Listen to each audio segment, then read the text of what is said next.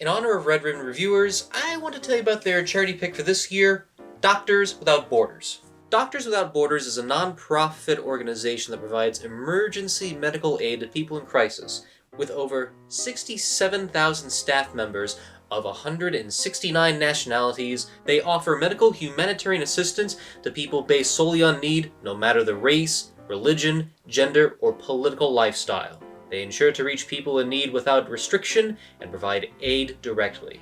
They mean to do no harm, and they are committed to provide the highest quality medical care possible and act in the patient's best interests while respecting them.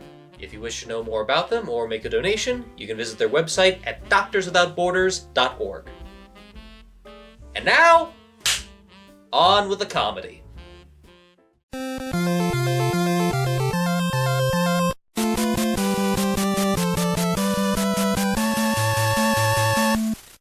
Well, Christmas may be over, but I'm not gonna let that get to me, no siree, because I got one more holiday movie from the season of 1985 to cover. It's not Santa Claus the movie, and it's certainly not Disney's depressing piece of One Magic Christmas. Ugh.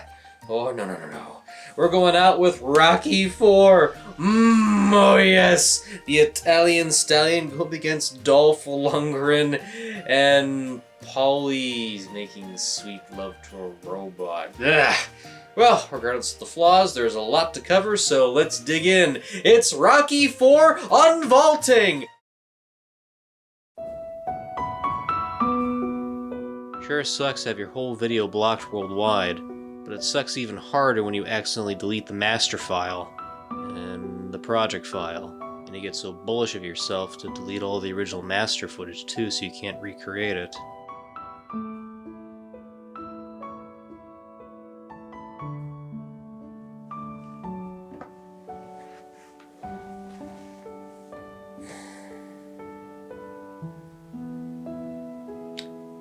Nothing surprises me anymore. Between this and post-holiday depression, I don't know what to do anymore.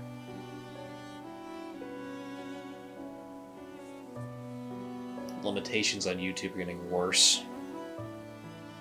People rarely even watch my show. Why do I keep doing this? Why? I just don't know anymore.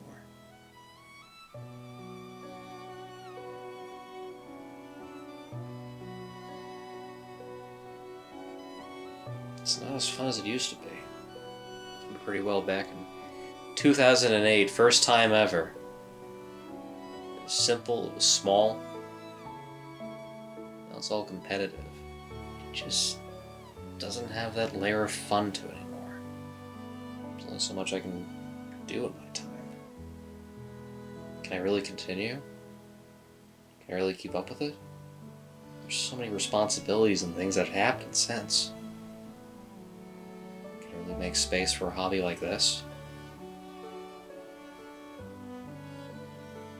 Can I? Yet.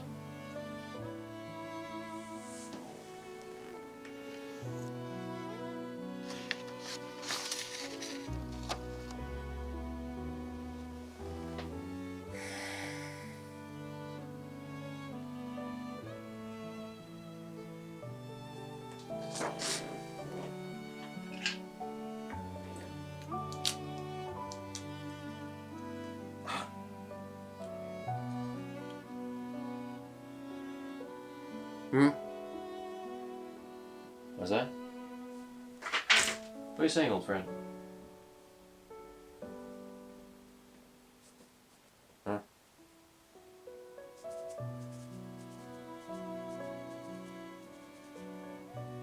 One more go? I guess. If I'm gonna go out, I gotta go out on some kind of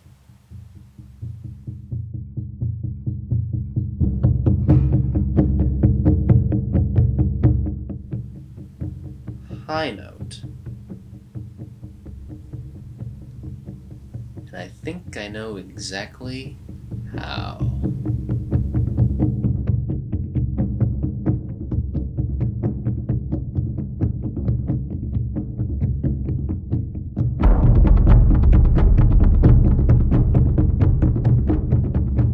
The holiday season of 1995 is one I would never forget. Granted, it wasn't a great time for family movies, but there were some ideal picks. To give you the proper mindset, when it came to Thanksgiving, my folks went straight to the cinema after devouring the bird to see Toy Story. For Pixar's first outing, it was nice, sweet, wholesome, but it was a neat little treat to see a good movie after a lot of stuffing. But for Christmas, Santa gave me a far more unique gift. A movie that was a fun thrill ride full of chills, scares, with a little bit of wholesome wrapped around in a neat little bow called Jumanji. And it was awesome. To put you in the right perspective, I was 5 years old when the movie came out, and I remember first seeing this in theaters.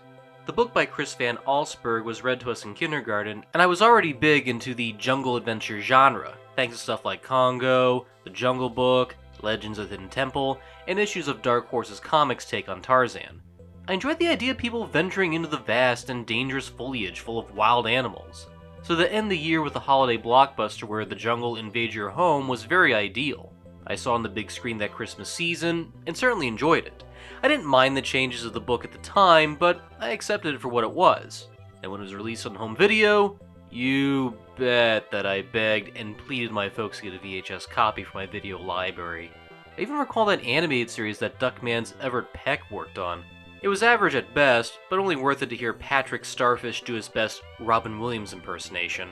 Crunchy munchies! Crunchy munchies, crunchy full of munchy fun. Oh, I haven't seen one of these in 23 years, 5 months, 2 weeks, and 4 days. Oh, way to go, Clyde. Just be glad they didn't give Mrs. Doubtfire the animated series treatment either. But hey, that's the UPN network for you! As I got older, Jumanji fell into that category of movies that I enjoyed the hell out of in my youth, but I never knew how it would hold up when seeing it through the eyes of an adult. I mean, when we're a kid, we don't have opinions or deep philosophical thought.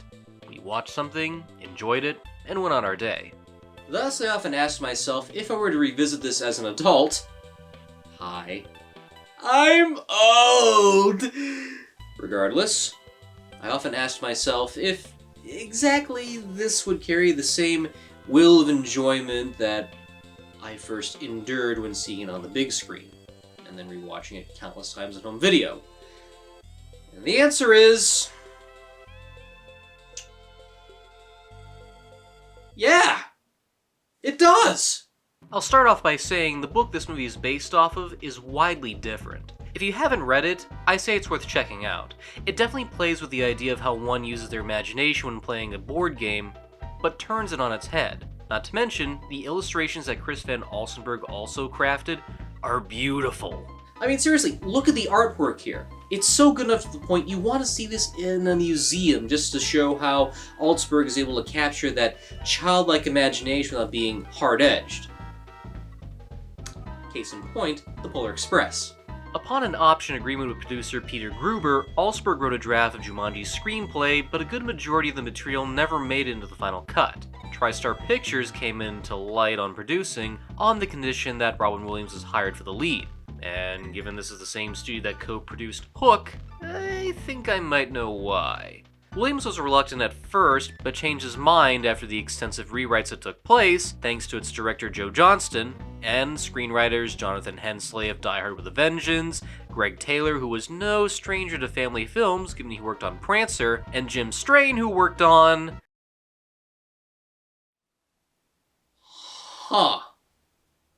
Regardless, Allsburg was not too bothered by these revisions, given he would get story credit, and he felt the movie itself did capture the idea of jungle animals getting loose among the house, and felt it was a good movie at that. Just, it wasn't exactly what the final product anticipated in his own mind. Though, it was something he expected. I think he said it best himself. To quote Allsberg from an interview, it's like waiting for Santa Claus. You don't know if he's going to bring you an electric train or a piece of coal. In Jumanji, I got an electric train! Just not the train I expected. Oh, how those words ring true. And I don't mean that in a negative aspect. I mean, granted, when you're one that crafts something and doesn't know exactly what direction it's going to go in, and it comes back to you in a way that's so nicely, neatly done, you kind of have a different expectation and imagination to what it could be. Though be thankful that he accepted this gift far more than the author of Mary Poppins, but I digress.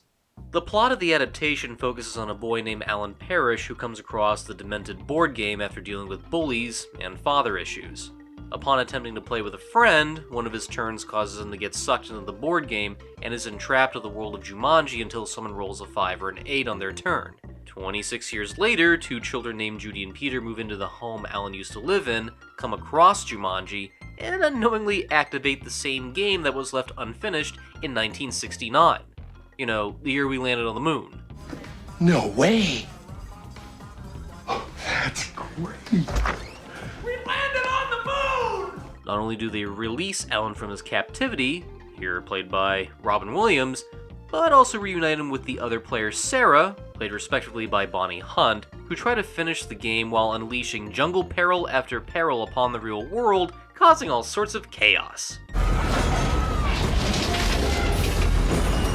I haven't seen a stampede like this since the opening night of each star! While the book was more deeply focused and simple, the movie adaptation really expands upon certain story ideas and themes. In some cases, this could bloat things up to an unneeded extended running time or bog down on what made the original tale so unique. Case in point, Cat in Hat. Let's not talk about that. Here, I feel the changes and alterations are for the best. Now, under the eyes of a 5-year-old, I like the stuff with the siblings, but as an adult, I find myself more interested in how different Alan and Sarah become when they are older. I attribute that to the acting and the concept behind this. While Robin Williams is clearly great at comedy, he can do drama as well. You think monkeys, mosquitoes, and lions are bad? That's just the beginning. I've seen things you've only seen in your nightmares. Things you can't even imagine. Things you can't even see. There are things that hunt you in the night. Then something screams. Then you hear them eating.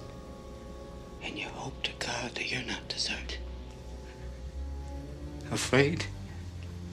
You don't even know what afraid is. You will not last 5 minutes without me. In fact, director Joe Johnston feared that Williams' ad-libbing would mess around with the tense tone of the movie, but there was a way he was able to get around all that. They would simply just film the scene as by the script, and then afterwards to do some additional takes just to let Williams go loose. In fact, there's a famous story where they had a scene involving an animatronic pelican, and of course, after doing 1 or 2 serious takes, they just let Robin go wild. Whoa, nothing like a full face of halibut breath. Wow. I know what they call it, smelt. Not afraid of cats, are you? Okay. Toro. Look at the salmon, look at the salmon, look at the salmon, look at the salmon. Your master's no good. Mine is better. Ready? Ow, ow, ow. Ah, so I'm gonna play rough, huh? After all that was filmed, one of the special effects crew walked up to Joe and said, "Are we going to use any of those things?" To which Joe said, "Nah, we just need the bird to snatch up the game and that's that." It's a testament to how filmmakers know how to work with the actors and know their environmental space. When Robin worked on Popeye, he said the experience left him miserable because he wasn't allowed to breathe or provide a chance to let his wild comedic side let loose for a little. In Jumanji, I'm glad Johnson gave him the chance to let Robin be himself, which makes knowing the working atmosphere more fun in hindsight. I even enjoy Bonnie Hunt's take on Sarah, who years later would shut herself off from the world, only to reluctantly get asked to finish something they attempted years ago as kids. She becomes a perfect foil for Robin to bounce off of at times, and I even enjoy how she's a bit more down-to-earth, making her reactions to the jungle chaos unfold all the more funnier. Whoa! You just saw 3 monkeys go by on a motorcycle, didn't you? Yes. Good girl. Come on. But the big driving force is the idea of the first 2 players, Alan and Sarah, who become reclusive in different ways after their first play. I like how we see years later how so much has changed based on one small event. Alan becomes something of a carefree wild man, while Sarah's cautious to the point she doesn't want to face the outside world. What makes it harder is how Alan's disagreement with his father and subsequent disappearance leads so much to crumble. And Sarah's encounter with the board game very much brings her into a state of denial, trying to write the whole thing off as a bad dream, leading to a life of trauma and many therapy bills. Similar to that is Judy and Peter, played by a young Kirsten Dunst and Bradley Pierce, who are trying to handle the grief of their dead parents. Judy uses this as an excuse for personal attention, while Peter is a bit more reclusive about it. In a way, I like how it mirrors the others in personality and tone, while still different from each other. Much like with Alan, Judy has no self-control and seeks more enjoyment in trouble, leading to a dark yet funny running gag about how she keeps changing the way her parents died. And Peter is almost on the same level of how Sarah is pretty cautious while being a bit more quiet and shy. It does give the movie sort of a modern It's a Wonderful Life spin, where each of them sees a different take on life that is different from how they're living it. And all it takes is one roll of the dice to change their lives for the better or worse, depending on how Jumanji is played. Outside of the chaos conjured from the board game, there is a side villain in the form of Van Pelt, played by Jonathan Hyde, a hunter that is hinted to have some history with Alan when he got sucked into the world of Jumanji and seeks to bag him. You miserable coward! Come back and face me like a man! For shame, Doc. Hunting rabbits with an elephant gun. What makes it more amusing is how Hyde plays a dual role as Alan's father and the hunter, which was somewhat intentional. Director Johnston wanted to craft a more cohesive antagonist that represented Alan's personal fears. As a kid, I was always confused, thinking that this was either Alan's grandfather or his dad had just gone berserk. Yet, I do like the threatening nature that is juggled around with some comedic beats that fits the character. I shall need a replacement weapon. Well, there's a waiting period. And you'll have to fill out the... Or I could fill these out. The only time it doesn't quite work is when modern technology gets the best of him during an extended scene where the group uses things in a retail store to fight back, like price scanners, spilt laundry detergent, and runaway canoes powered by oxygen tanks.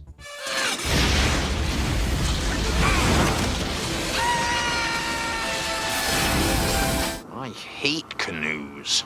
In fact, you might as well say Home Alone definitely had an impact on so many movies in the 1990s, and this one is no exception that can't escape from it. You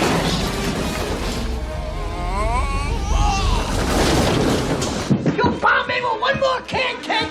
Jumanji came out at the right time given the advancement of special effects. Even when Jurassic Park came on the scene, director Joe Johnston knew digital effects would be the way to go. People already saw dinosaurs, ghosts, and undead catfights, so jungle animals were certainly the next step up. Yet having worked on special effects flicks like The Rocketeer or Honey, I Shrunk the Kids, it helped to have a director that knew how to visualize and stage big visual effects moments. In the case of Jumanji, there needed to be a mix of practical and digital to help keep the believability and tension. A lot of the CGI effects were done by ILM, while a variety of animatronics were provided by Amalgamated Dynamics, who are notable for doing effects for a lot of entries in the Alien franchise. I enjoy how each moment captures iconic moments from the book while doing a different spin. Scenes like the stampede, the monkeys in the kitchen, and the lion are major staples from the book. Other ideas are expanded upon, like the notion of having a literal jungle grow in your home or the entire house split during an earthquake. For a movie that is over 3 decades old, a lot of these special effects still hold up, and some that don't. I can excuse the digital effect of the lion model, as animating a million furs would be a pain to do, but the monkeys have to be the worst. If extra time was placed in getting the skin tones and fur to look right, maybe I'd give it a pass. Thankfully they're not on screen for too much, yet they really look unfinished. For my money, the climactic earthquake still looks impressive, knowing later they used a set of miniatures and actually split the set apart. You really do feel like the whole world is crumbling down, and I often wondered how that massive crack in the ground would affect the small town everything's happening within. Though it probably would have been pretty expensive to show a giant earthquake destroying a small New Hampshire town. There are some noteworthy moments of terror like the mosquitoes and plant monsters that are far more effective. The way the mosquitoes are animated are so quick that you never get a good view of what they look like, and the animatronic pod is just nightmarish to look at given the black fang-like spikes, considering it lacks human elements. Even seeing the massive vines snake around the house still make me squirm for some reason. We'll give you gold! Now there is this looming question as to how just too intense Jumanji can be, and I refrain. I saw this movie in theaters when I was 5 years old. I wasn't really questioning if this was too scary for me, but more curious just how similar it would be to the book. I mean, yeah, it's an adaptation, I expected it to be different, but I was more fascinated just to see exactly if it'd carry things over from the story or just how much it would change. In fact, personally, I found it kind of weird that young me saw a lost tour guide from the book get swapped out with the hunter that chases down your lead star, so I was more wondering just how much it would translate from the pages to the big screen as opposed to, this is too frightening for me. I've seen scarier, trust me. The level of intensity does feel heavy, but I don't think it goes too far. There are some comedic beats that do take the fright out, like David Alan Grier as a cop that believes there's a connection between the chaos and Alan. Knowing Grier is great at comedy, he does add a lot of levity, and there's a great running gag where his car gets heavily damaged as things go on. You'd think he would try and stop to understand why everything is going berserk, but it seems like he tries to take things at face value, which is all the more baffling. Feed me now!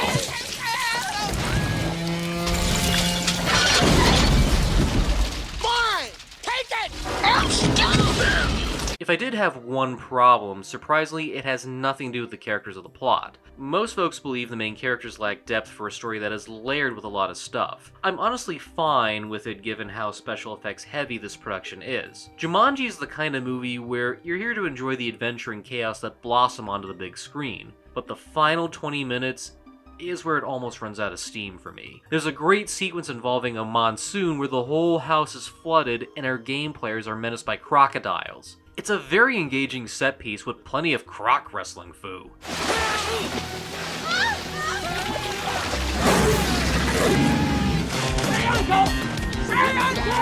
After that, the climax somewhat feels scaled back. Alan nearly gets stuck in quicksand, the group is menaced by giant spiders, which are pretty impressive knowing a lot of them are not CGI and various rod puppets. Then an earthquake happens, followed by a final confrontation with Van Pelt and his coat of many paint can colored...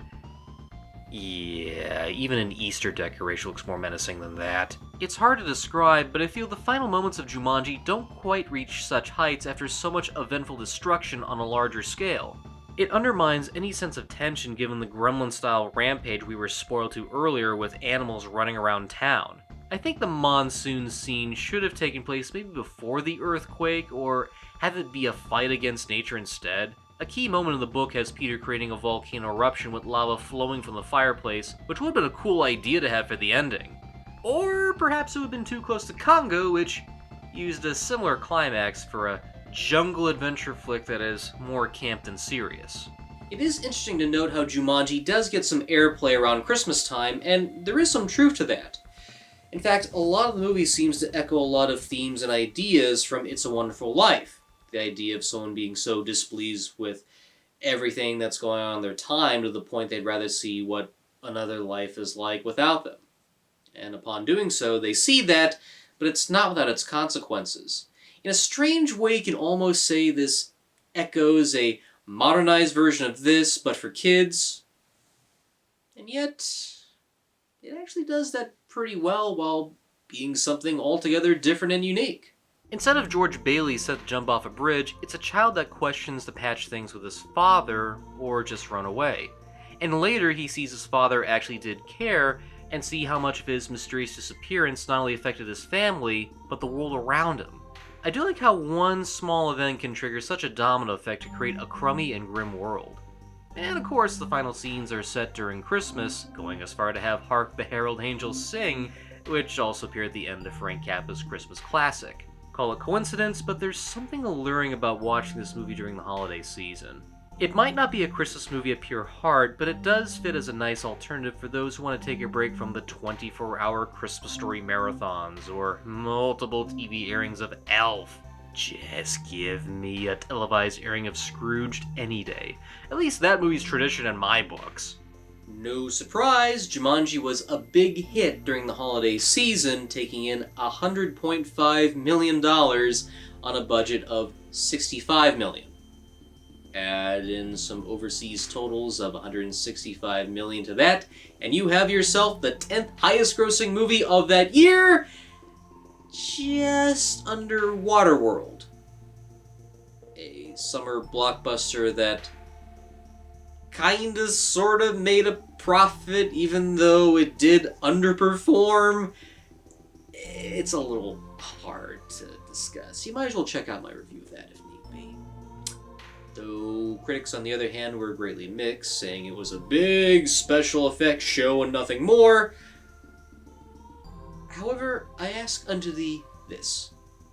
Can you think of any other family-friendly flick that came out around the same time that was worth checking out at the box office?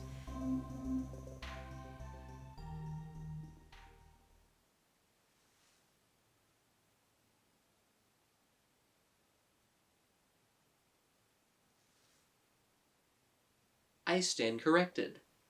I mean, it's either see this or rent Magic Island at Blockbuster. I think you know what the true choice is here. Overall, Jumanji works as an adaptation and a movie on its own. It manages to balance the thrills and scare factor while delivering a movie that is just pure fun.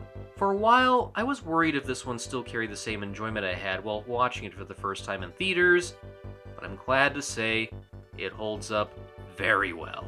Okay, maybe not in the same way as some family classics like The Neverending Story, Secret of NIMH, or The Wizard of Oz that carry a very high pedigree, yet it's a nice crowd pleaser that is worth owning for your home video collection, and that's solid enough for a recommendation. The humor is there, the action is there, and the performances are very good. It's a nice piece of escapism that's worth for those seeking to leave their world behind, at least for an hour and 44 minutes worth. And speaking of escape, I guess this is it. We had a good run, though. We definitely did. But I guess some things have to change, I guess. It's either that or keep doing this until I become old, gray, bald, and toothless, but it's only so far you can go, I guess.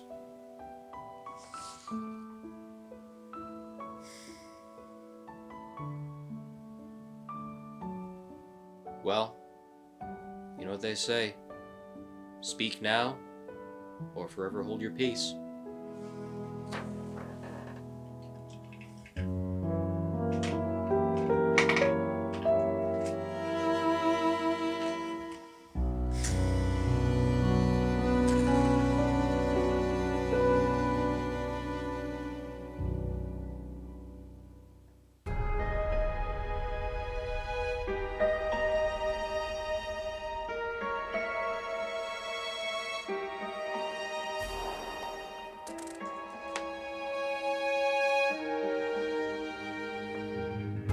I wonder.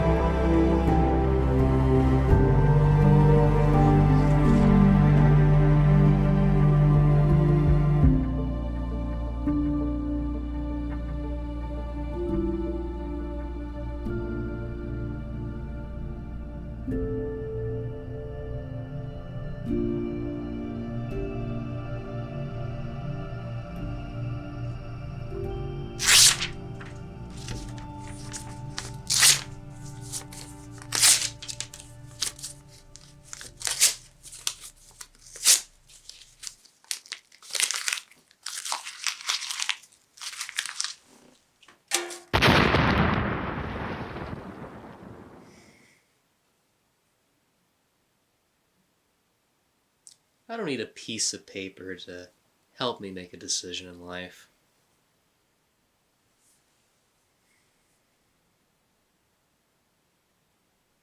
As long as I got you, I am not going anywhere anytime soon. This new year may be full of frights, delights, ups and downs. None of them cancel each other out. There'll be good days, crap days. Times we should just crawl back into bed and just sleep the rest of the week. But I think at the end of the day, as long as you're able to find a way to keep yourself occupied, happy, and positive, you'll get through it.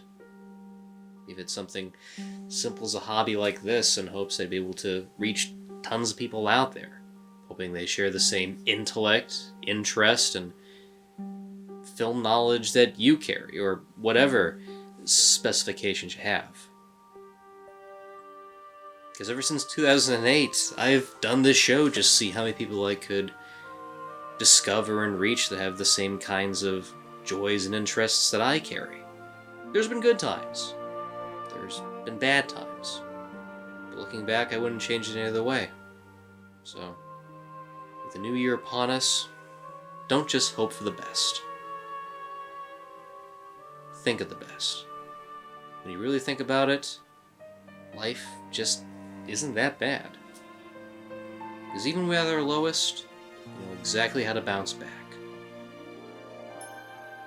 That's by simply just keep moving forward and being none the wiser.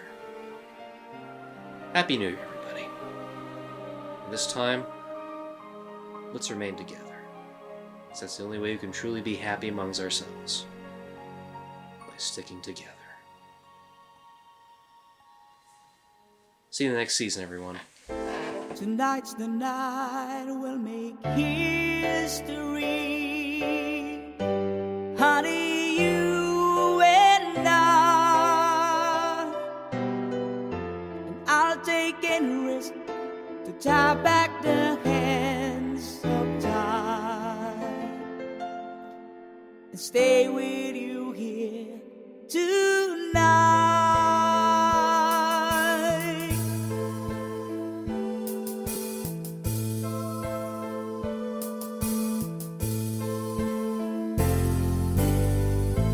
Know you feel these are the worst of time. I do believe it's true. When people lock their doors and hide inside, rumors had it, it's the end of paradise. But I know if the word just passes by, baby, I know I wouldn't have to cry, no, no. The best of time are when I'm alone with you. Some rain, some shine will make this a world for two. Our memories of yesterdays will last a lifetime. We'll take the best, forget the rest, and someday we will find these are the best of time. These are the best of time.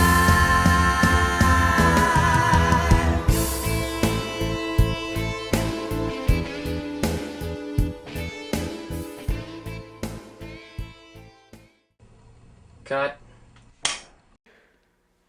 I warned you about touching yourself. What aisle is the Nair in? It's Roddy McDowell. When did he become curious, George? And now, folks, it's time to say goodnight. We sincerely appreciate your patronage and hope we've succeeded in bringing you an enjoyable evening of entertainment. Please drive home carefully and come back again soon. Good night.